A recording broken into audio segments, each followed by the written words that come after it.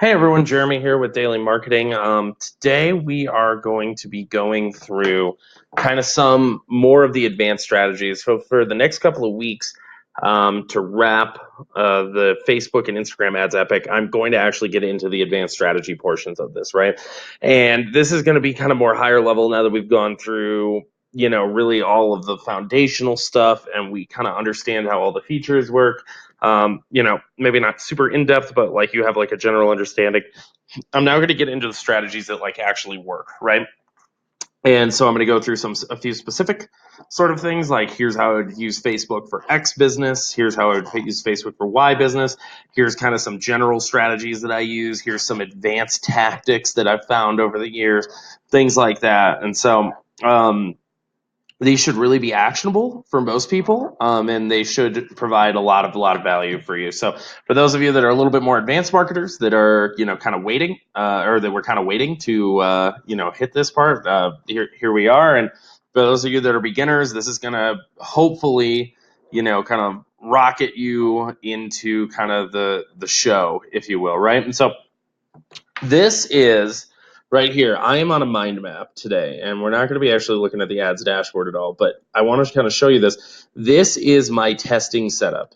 This is what, if I start with a new client, this is the setup that I use, and I deploy with that client. And so what you'll notice at the top over here is Facebook Archetype 1.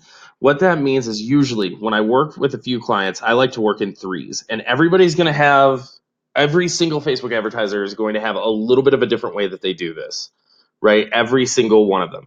And none of them are per se wrong. Everybody's got a little bit of a different take. This is my take, so I just want to run through this with you. So what I typically do is I break down when I work with somebody, I look for 3 to 5 archetypes out of the gate, right? I'm not listing all 5 because this would be huge and it would be untenable in order to go through. But they'll go for 3 to 5 archetypes out of the gate, right? And what they will look to do with that is basically say, okay, these are the kinds of people that could be our customers, and just based on qualitative data or quantitative data, right? This is the kind of people that we're seeing by our customers. And usually when you do these archetypes, you want to name them, like I don't know, like Thrifty Ted and Spendy Susan or whatever, right? And you want to actually go through kind of their backstories, and you want to kind of understand them and get some real customer empathy. Now, getting into the tactics, when I break these down, what I want to do, and this is just the campaign structure for my testing, right? This is where I figure out what's going to work with this campaign and what isn't, or work for this client rather, and what isn't. So I break it down into an archetype, right? And then typically when I go into an archetype, I will do 3 different campaigns based on that archetype. Number 1 is a link click campaign. Number 2 is a conversion campaign. Number 3 is an engagement campaign.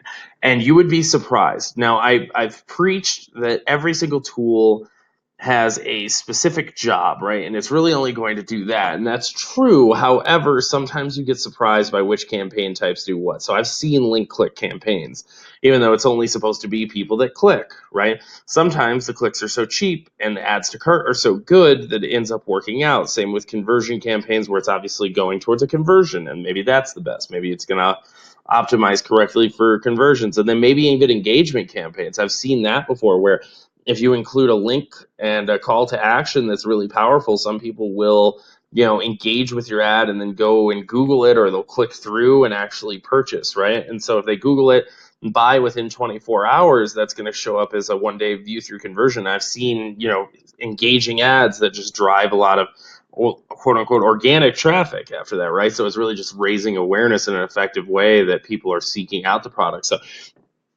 those are the 3 that I always test, right?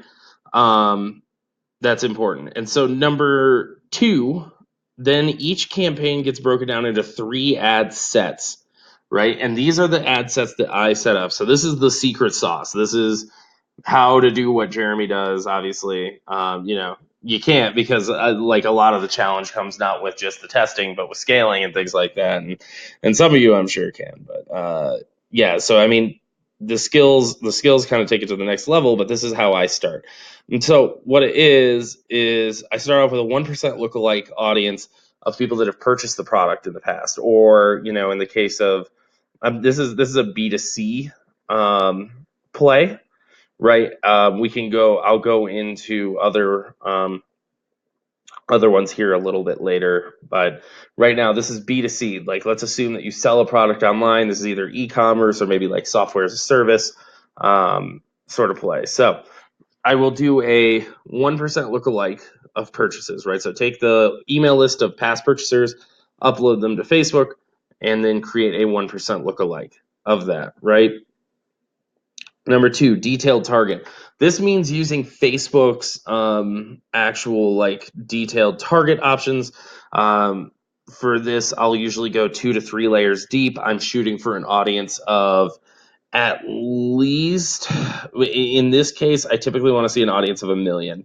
And that's not going to be a super defined audience. You're going to have a lot of people in there that are people that you don't necessarily want to reach.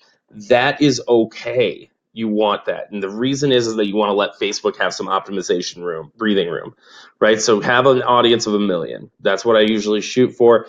Sometimes it can be down to like 500,000. Sometimes it can be, 1.5 million, but usually want it in that range to give Facebook kind of the leeway in order to test optimization, and then give it some room to do that, as well as when you over specify, you tend to end up paying a lot for your CPM. So even if they're highly converting, they're also too expensive to be profitable many times. Lastly, I do a 10% lookalike of the audience purchases, right? So, as you remember, the custom audiences or the lookalike audiences go from 1% to 10%. So you go 1, 2, 3, 4, et cetera. So I do 10%, which is the largest that you can do without going into the API. The API will give you up to 20%. But for our purposes, most of you probably aren't using the API in that way. So 10% of purchases, and then I will narrow those to the details, right? And I misspelled details. I'm sorry. So I will then narrow those to the details.